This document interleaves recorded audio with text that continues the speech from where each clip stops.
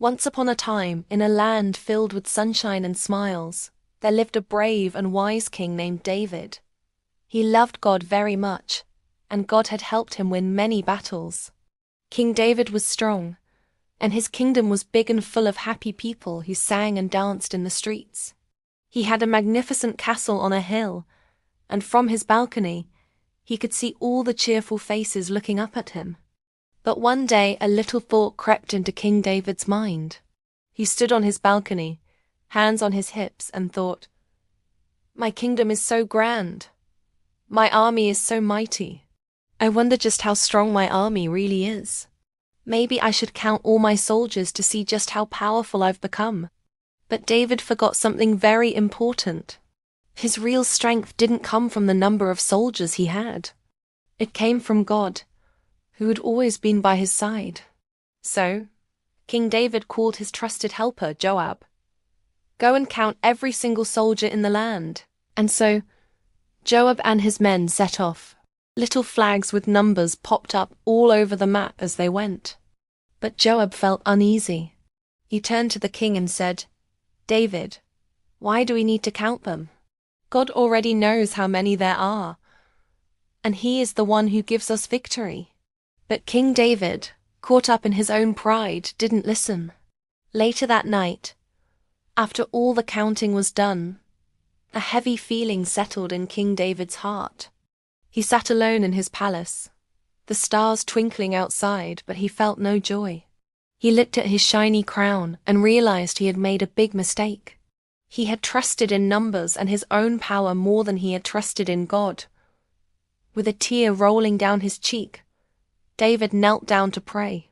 "Oh Lord," he whispered, "I was foolish and proud. Please forgive me. I know that you alone give us strength and keep us safe." God heard David's prayer and sent a kind messenger, a prophet named Gad. Gad came to the king and said, "David, because you made this choice, you must now choose a consequence for the kingdom. Will you pick 3 years of famine, 3 months of being chased by your enemies, or 3 days of a sickness spreading through the land?"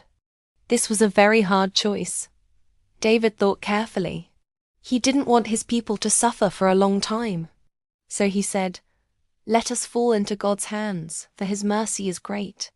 A time of sadness began, but just as David had hoped, God showed his incredible mercy. He saw the people's sorrow and stopped the sickness before the 3 days were over. The grey clouds parted, and a ray of sunshine broke through, filling the land with light. David looked up, his heart filled with relief and gratitude. He built a special altar to thank God and promised to always trust in him first. God forgave David, because God's love is always bigger than our biggest mistakes. So, what can we learn from King David's big mistake? First, we should always trust God more than anything else, more than numbers, more than our own strength. Second, when we do something wrong, it's important to say sorry, just like David did. And finally, remember that God always listens and always forgives when we come to him with a sincere heart. He loves to help us start again. And that's the story of King David as big mistake, and God as even bigger love. Thanks for watching, little hearts. If you loved this story, don't forget to like and subscribe for more adventures from the Bible. See you next time.